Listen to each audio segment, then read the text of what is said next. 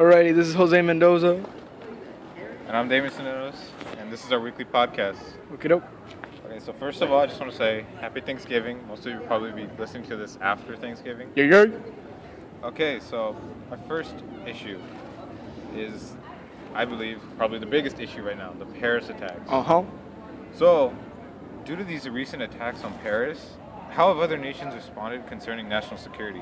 Should the people of these nations be concerned about their safety, or should they not be worried at all and have complete faith in their military? Well, other nations have shown their respect by doing little commemorative things in honor of those who died in the tragedy. Not only that, but due to the closing of France's borders, help is limited.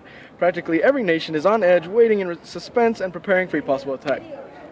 Okay, is there anything they're doing in order to find out if there's any attacks that will potentially happen? Well, the State Department issued a worldwide travel alert Monday over possible risks due to increased terrorism threats. The alert comes amid information that ISIS, Al-Qaeda, Boko Haram, and other terrorist groups continue to plan attacks in multiple regions by employing a wide variety of tactics, according to the State Department. Authorities believe the likelihood of terror attacks will continue as members of ISIS return from Iraq and Syria, as well as the threat from unaffiliated persons planning attacks inspired by major terrorist organizations. The State Department said that U.S. citizens should exercise vigilance when in public places or using transportation and avoid large crowds or crowded places. Americans are also urged to exercise particular caution during the holiday season and at holiday festivals or events. The worldwide travel alert expires on February 24, 2016. The alert was issued after multiple attacks in the past year in France, Nigeria, Denmark, Turkey, and Mali in the past year, as well as the bombing of a Russian airliner in Egypt, for which ISIS has claimed responsibility. The State Department said that the U.S. citizens should factor updated information into personal travel plans and urges anyone with specific safety concerns to contact local law enforcement authorities. We want folks to still travel, but just to exercise greater vigilance, the officials said. Okay, thank you.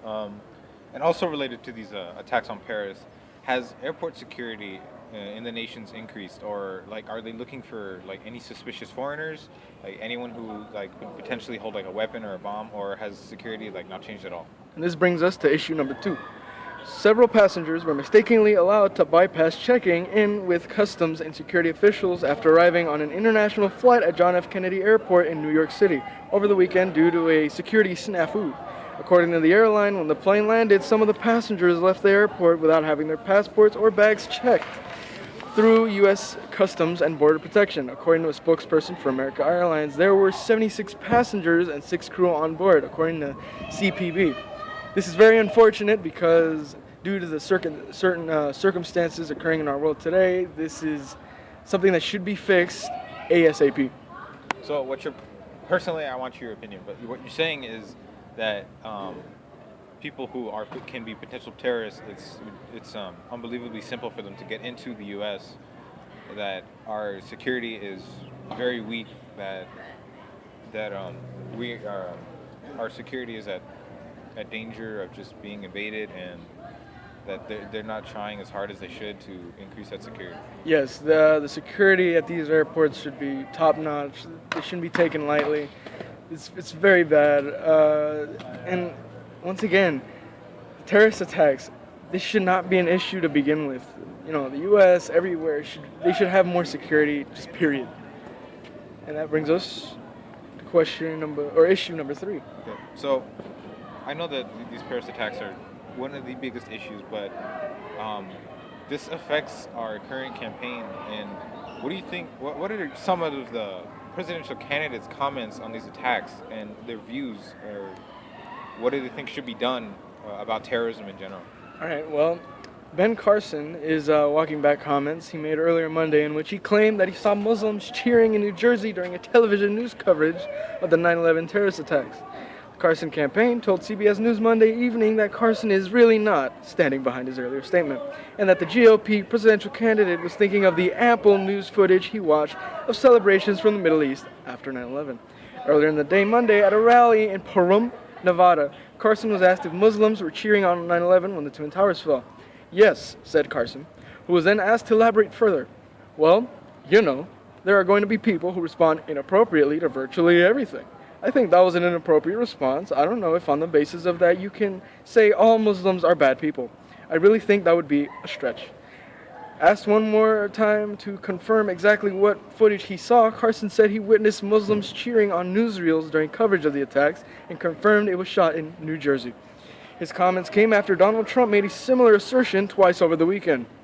I watched when the World Trade Center came tumbling down, and I watched in Jersey City, New Jersey, where thousands and thousands of people were cheering as the building was coming down.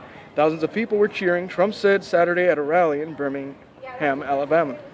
The Washington Post fact-checker Glenn Kessler gave Trump 4 Pinocchios for his statements, indicating that the claim is completely false. When Trump demanded an apology from the Washington Post, the Post replied back by saying that there was no proof of Trump's claim. Okay, so it's clear here that there were Muslims celebrating 9/11, or so these politicians. Or so they say. So they say. Do you think that the same goes for these recent Paris attacks?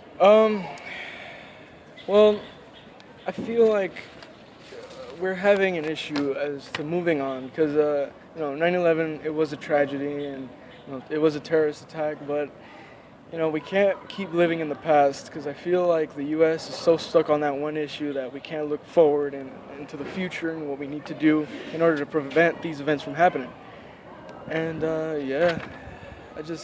I do not believe at all that Muslims were cheering because there is in fact footage of Muslims, but they were not cheering. They were crying at the sight of. Well, no, there were a few Muslims who were part of the Al Qaeda who were celebrating the bringing down of the two towers, but you're saying that as a representation of the whole Muslim race, that Muslims were in fact not all cheering for this destruction of the towers. Yeah, and unfortunately, that's kind of become a stereotype that I think should stop because not all Muslims are like that, and I think that we're just kind of ignorant in that sense.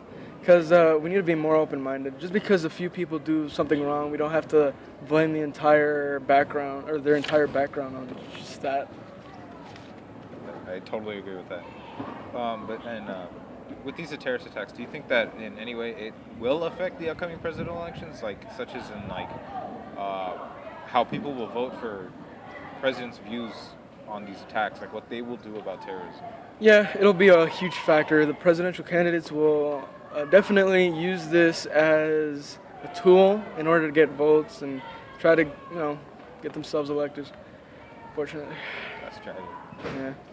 But hopefully, if a candidate is, chosen, he or she will do the right thing. Okay. All right. Thank you for your time. Yep. Thank you, and good night.